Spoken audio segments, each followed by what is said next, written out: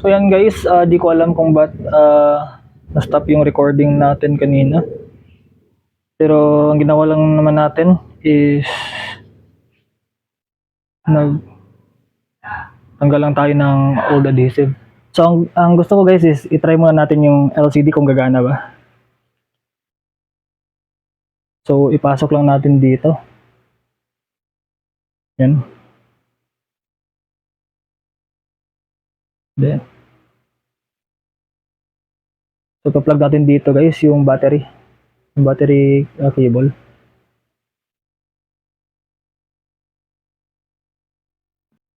So ayan guys, na-connect ko na siya sa board. And last yung battery. Ayan. And test natin guys. Ayan. So kung makikita nyo guys, meron na siyang image.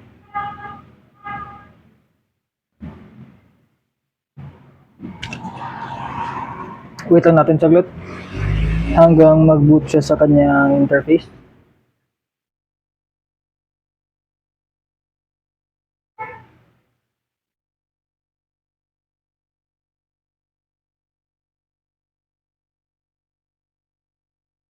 So ayan guys, makikita natin yung home screen ng phone. Ayan, gumagana yung touch.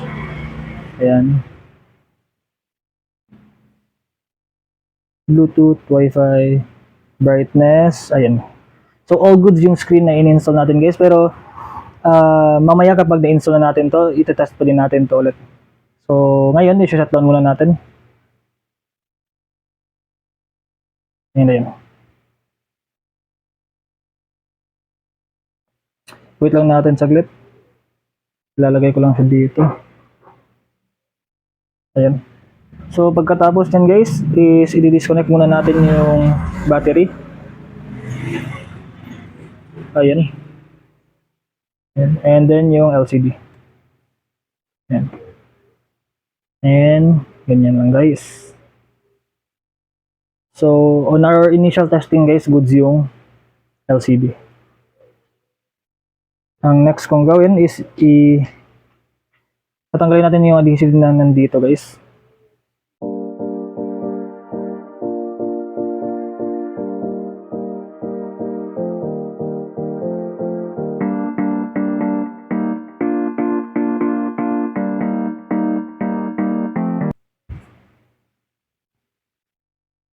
Ayan. So good na yung front at saka yung likod niya guys. Ang gagawin ko na naman is ipiprep natin yung backplate.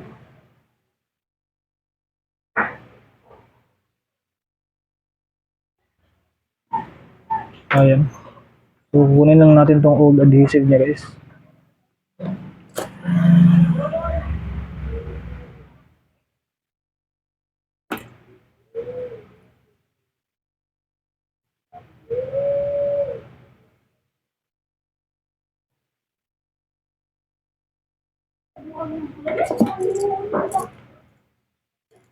Yan.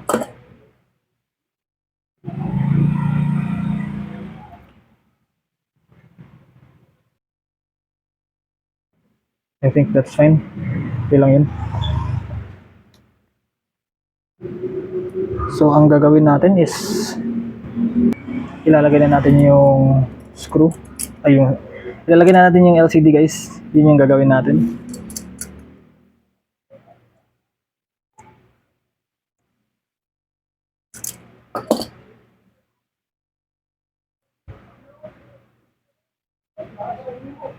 Okay. So kukunin lang natin yung protective layer niya dito sa kanyang likod. Ayan. Peel off lang natin.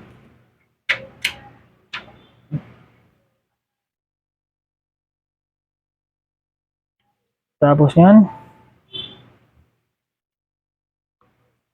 na-prep na natin to. Lang, meron akong nakitang ano.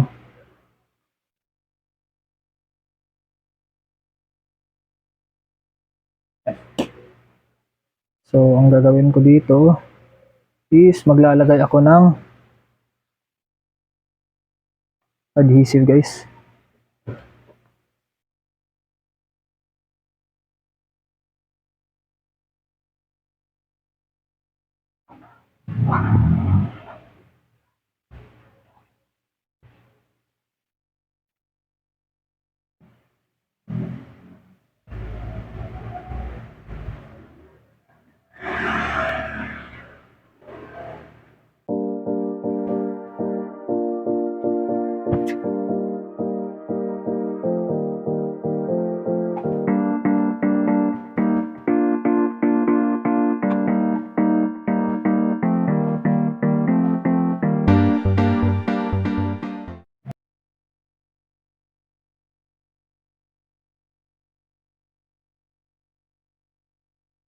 Ayan, so nalagyan na natin ng adhesive yung screen guys.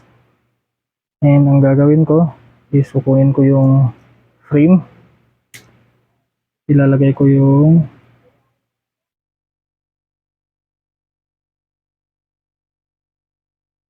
ayan.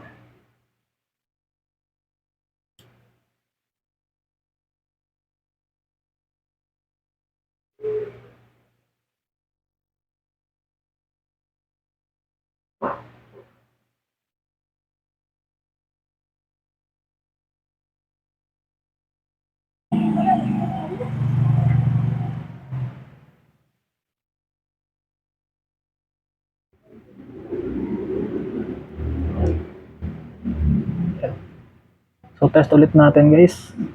Kung gagana ba? Alright. Gumana yung LCD guys. So ang gagawin ko niyan is so let us check once again to ensure. Ayan. So yan daw yung pattern ni customer. Ayan. So everything is working fine guys. So ito yung way para mag-test ng phone. So punta lang tayo sa settings. Ayan, and so 3 times lang yun i-click guys, and then click niyo yung touch sensor, and then from here ganyan lang to here, to here, to here, and then dito, and then paganyan, and paganyan, and paganyan. And after that is ipa-prompt kayo dito, touch screen to begin test. So red, green, blue. Kasi kaya RGB guys, kasi yun yung ano ng phone. Kapag walang red means sira yung phone. So pass. So shutdown lang natin. Power off. Ayan. Tapos yan, ilapag lang natin yung phone. And then ang gagawin natin is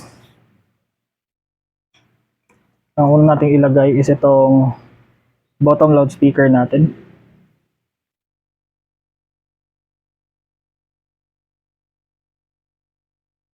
So tanggalin lang muna natin yung battery natin guys. Ayan.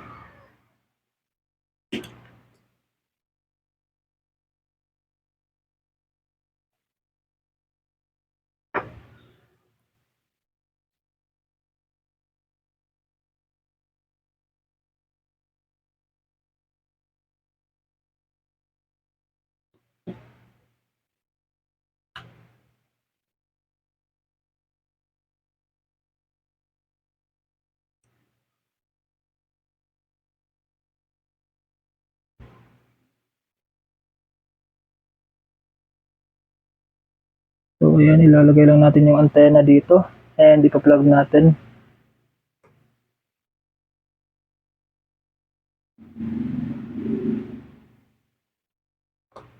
Ayan, so na-plug na natin siya guys.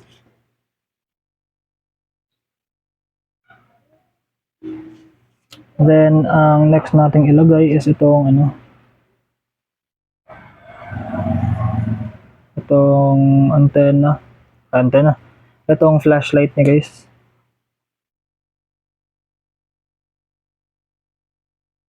Medyo mahirap tong ilagay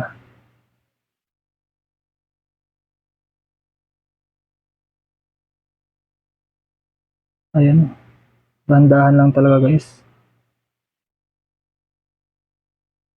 And last na yung may isa pa pala tayong ilagay guys, nakalimutan ko. Muntik ko na siyang makalimutan guys. Ito. So, tanggalin ko muna tong antenna ulit.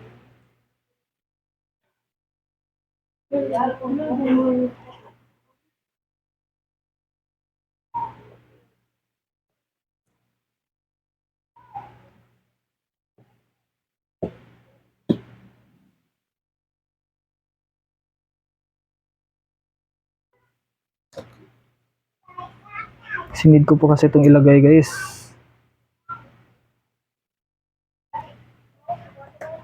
Ayan. And then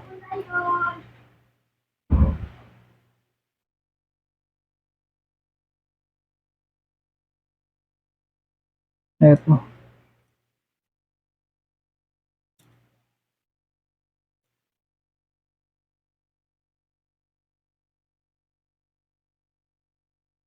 Tatanggalin mo muna lang guys para safe tayo.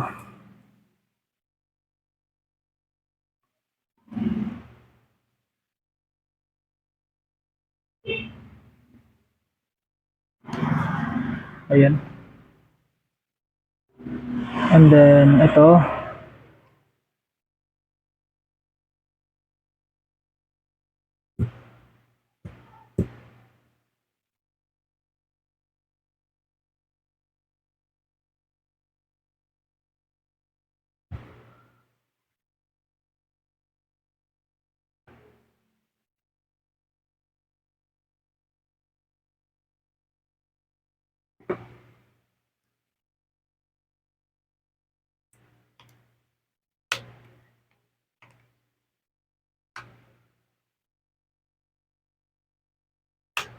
Ayan. So everything is in place na guys. Last test natin. Ayan. Goods.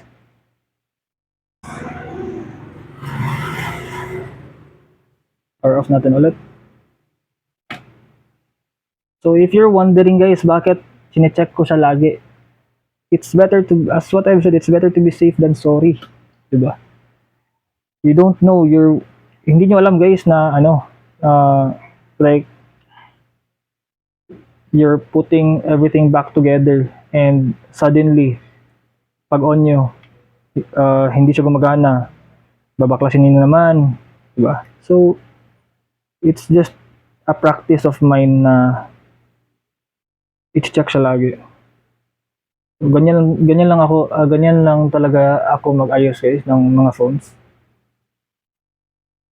Gusto ko kasi i-deliver yung quality services guys na ino-offer ng store, di ba? One more test run. Ayan, bago ko ilagay lahat. So, ayan na nga guys. As you could see, test natin yung test natin yung speaker niya. So, punta tayo sa music. And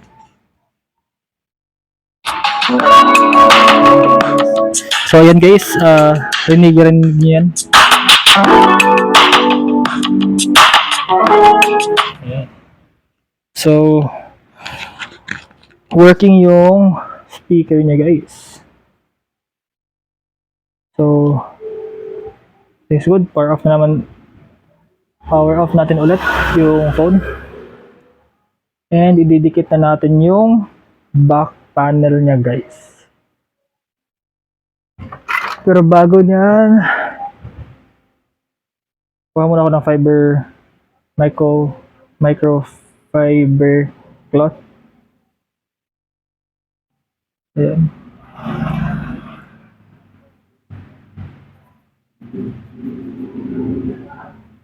So lagyan lang natin ito. Pero mas maganda kung dito natin ilagay.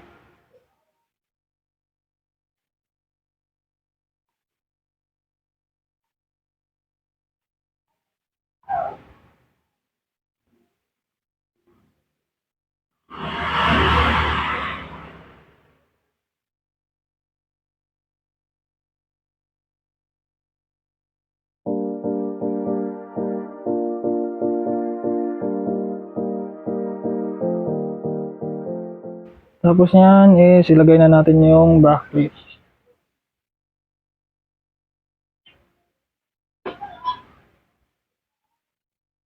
Ayan.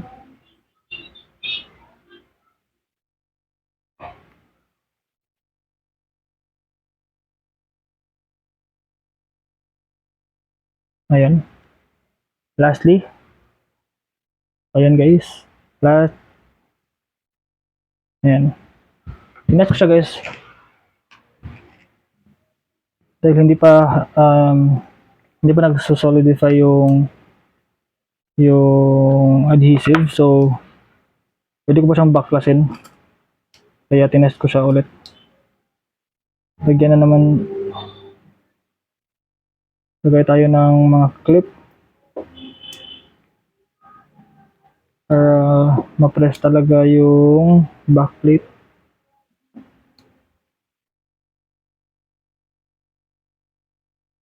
Ayan.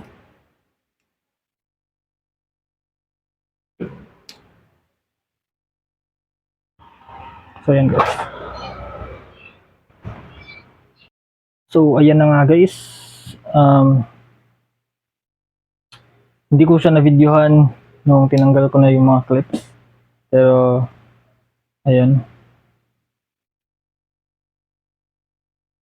So, okay siya guys. Maka-connect siya ng Wi-Fi. Ayan. Everything is good. Ayan. Ang next natin gawin is pupunta tayo sa kanyang settings. That's what we did earlier.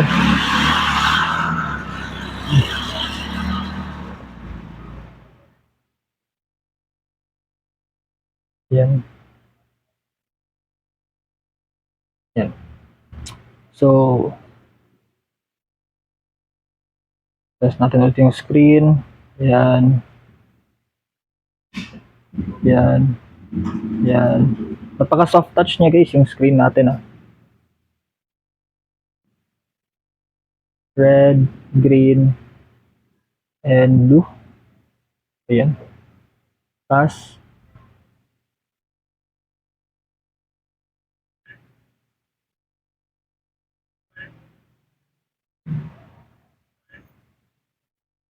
Okay. Good. 4, 8, 4, 8, So, gumagana din yung earpiece guys. 8, 7, Yung speaker. 8, 7. Okay. Hello? Hello? Hello? Hello? Yo. Okay, so need siya ng headset guys. So, akala ko Ay, may headset ako dito. Wait. Saan ba ilalagay? Wala siyang headphone jack guys. So sad, hindi natin siya matest. Pero, assuming that goods to, so ipapass na natin. Okay, so hindi maklik yung pass guys kung hindi mo siya na-try. So everything is good guys.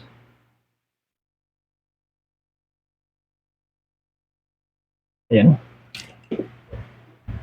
So may ibang fail kasi di ko alam guys kung paano siya i-test. Pero so far, okay naman siya. So, lagyan na natin siya ng tempered glass natin. Kasi may promo tayo ngayon guys, na lahat ng magpapagawa ng LCD may free tempered glass sila. So nandun, kung gusto niyo yung magano guys, kung gusto niyo yung mag-avail ng promo, punta lang kayo sa page kasi nandun yung rules or steps kung paano niyo i-avail yung promo natin. And also guys, limited time lang yun, from August 2 to August 30, I think. Nakalimutan ko na siya guys. Pero yun, bala guys page guys, maraming updates dun. So tatanggalin natin yung protective cover ng phone. Ito guys, napaka-satisfying nito guys. Ayan. Napakaganda. And also tatanggalin natin tong sticker.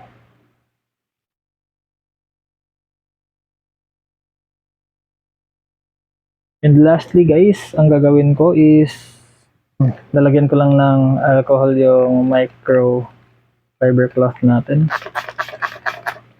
Kasi need natin kunin yung mga excess adhesive na nasa side.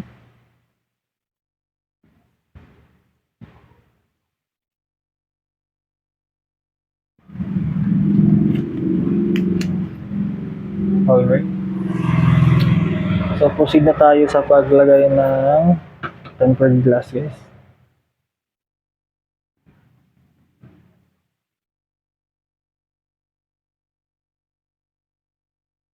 So hindi pala ito ano guys, hindi ito full ang tawag dun,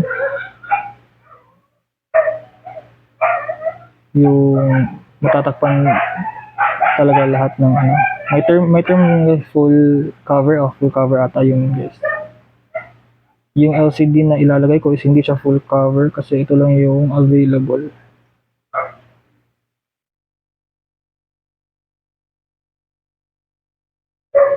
Ayan. And proceed tayo sa dry one.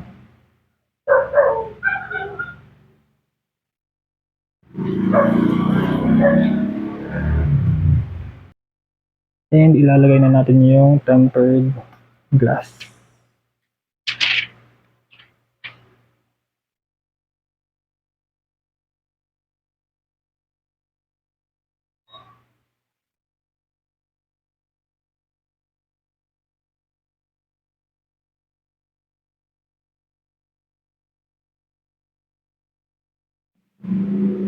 Again, I think it's good.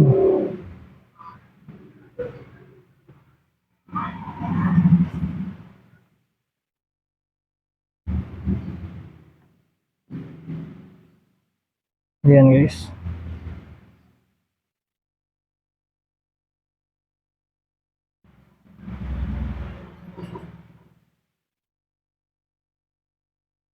Yan yung tempered glass.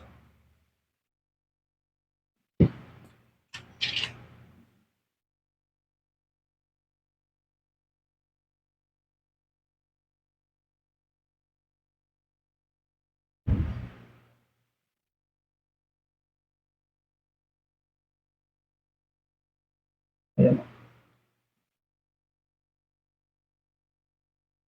So, ayan na guys. So that's it for today's video guys. Sana nagustuhan niyo yung video natin. Pagpasensyahan niyo na guys kung medyo rusty yung pagkaka-video ko. It's been a while since nag-video ako na nagsasalita. So ayun, sana maintindihan niyo guys. So once again guys, that's it for today's video. Sana nagustuhan niyo, and if you do, please do leave a like, comment down below, and don't forget to subscribe to my YouTube channel so you won't miss a single video that I uploaded to my YouTube channel. So see you on the next one. Peace.